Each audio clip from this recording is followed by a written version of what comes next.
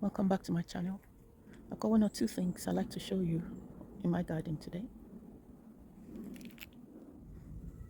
Sometimes I look at the way the flowers have paired themselves up, and it just makes me to think of how nature does have some natural arrangement, as I'm showing you now.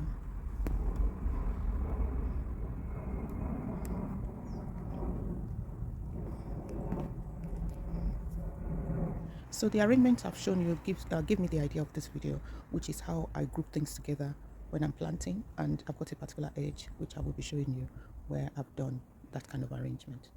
This plant is called Verbena Brampton, and I decided to plant it next to a Hebe that has purplish tint next on its leaves. I hope you can see that.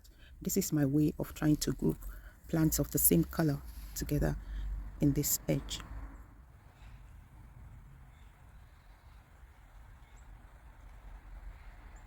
Very recently, I added another perennial called Thalicatrum Delavayi because for two things actually. I like the leaves because they are like a fern that I have, and the color of the flower it brings out is purplish, which would blend into the look I'm trying to put in this area. You can see it next to the purplish Hebe.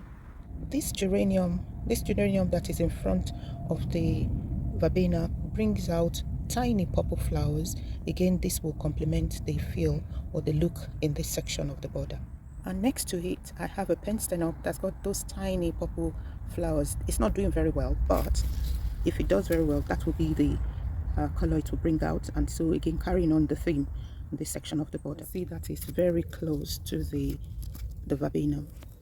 I planted a salvia that is called the variety Salmon Dance here, and it's going to bring out some pinkish color flower when it's time for it to flower, carrying on with the theme in this region.